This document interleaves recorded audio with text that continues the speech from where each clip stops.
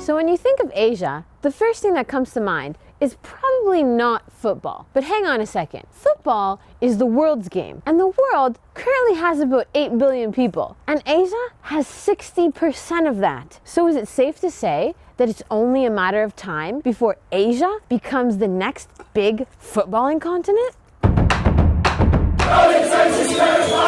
Denya's on fire. Nah. Hey Dania, Hey. why did you tell me to come here? Where, Asia? This is Berlin. This is an episode about the Asia Cup. Look around. Nobody would ever know the difference. Okay. So when you think about Asia and football, you think about Japan and South Korea, you know, traditional. But under the surface, there's a movement building in countries like Australia, okay, not a part of Asia, but part of the Asian Football Confederation. Syria, Iran, and it's actually pretty big. Asia has been putting a lot of resources and a lot of investment into growing sport in general across the continent. The creation of organized sporting leagues has done wonders for sport in Asia, especially football. And globalization has also played a big part. In fact, the highest number of viewers for the Premier League is in Indonesia. That means more people watch the Premier League in Indonesia than in the UK. Now, a huge example of this is also the recent investments that we've been seeing in the Chinese Super League. But it's not just the Chinese Super League, because China has invested a ridiculous amount of money into football in general, because they say that by 2050, they plan on winning the World Cup. Now, this starts from the very grassroots.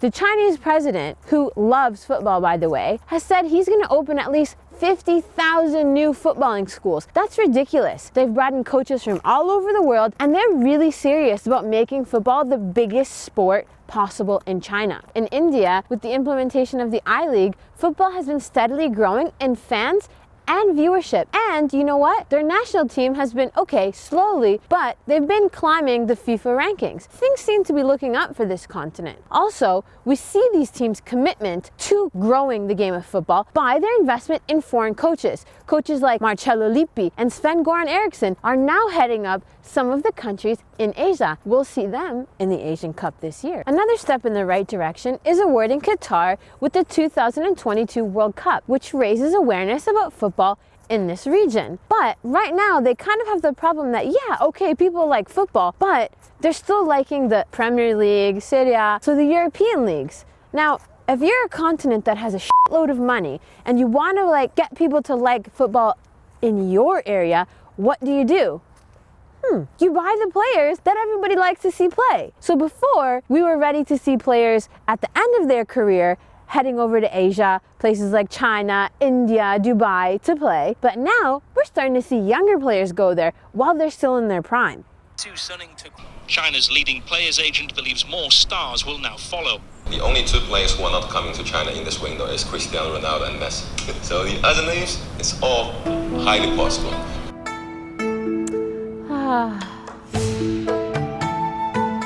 So peaceful. If these kids would stop their leaf blowers. So 4 cities, 8 stadiums, 24 countries, and 51 matches for all of Asia, no, all of the world to enjoy. But how did we get here? Let's go back to the beginning. So the AFC was founded in 1954, and it's been working since then to establish Asia on the world footballing stage. Now, the first Asian Cup was in 1956, but it only had 4 teams, and it's been steadily growing to what it is, or what it will be, in 2019. This edition is actually going to be the biggest one yet, with 24 teams, and it will be hosted by the UAE, who, when we think about the UAE and football, we usually think about the unlimited money bank behind Manchester City.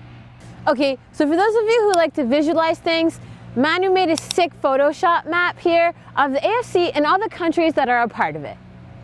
Thanks, Manu.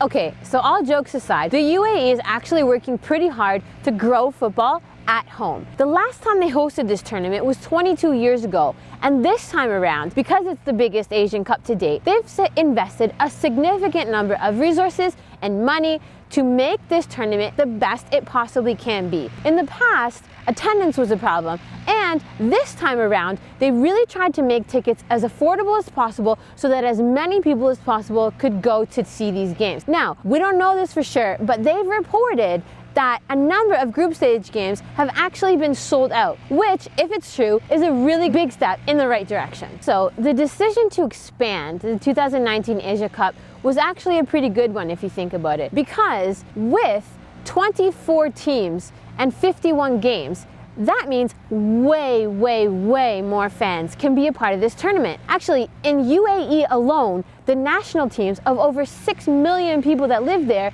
are going to be playing. And they also expect a lot of fans to be traveling from the east because there it's the winter break. So this tournament should have the biggest turnout yet. Also, this tournament is going to be making use of VAR, which puts it on par with the other big tournaments in world football. And the winner of the 2019 Asian Cup will also get a place in the Confederations Cup in 2021, which will also be hosted in Asia, but we don't really know where yet. So who are the favorites for this tournament? Let's start from the top. Iran is currently ranked #1 in the AFC Rankings. Now, we saw some pretty good things from them in the World Cup. Everybody thought, God,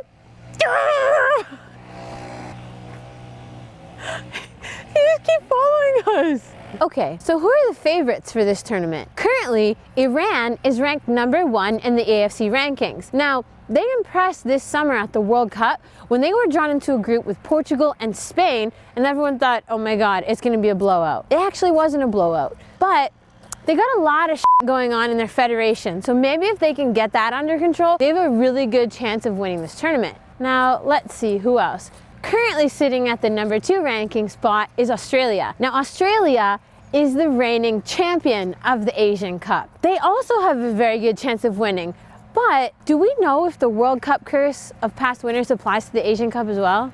Hopefully not.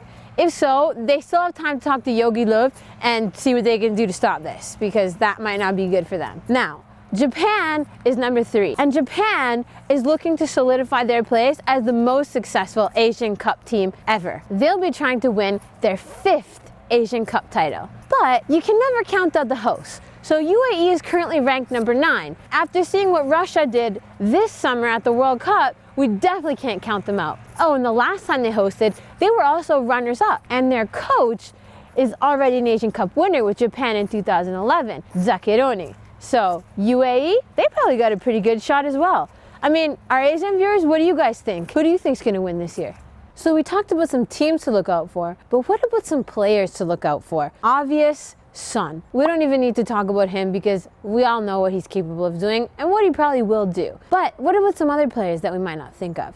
The UAE has a player named Ali Mabkahout. I'm gonna apologize in advance for my pronunciation because I know it's probably but this guy is one of the most prolific goal scorers in the UAE. Actually, he was the leading scorer at the last edition of the Asian Cup, and he has like the record for the most goals in the UAE league. So UAE is probably going to be counting on this guy to score serious goals for them in this tournament. But the good thing about these kinds of tournaments is that we really never know who the unsung star is going to be. So what do you guys think? Let me know. There's some players you guys like who you think can have a big impact? Comment.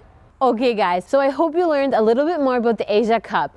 Me and Manu really got to get back to Berlin, so until then, be sure to follow me on Instagram and DW Kickoff on Instagram and YouTube, subscribe, a lot of cool stuff, and I'll catch you next time from Berlin.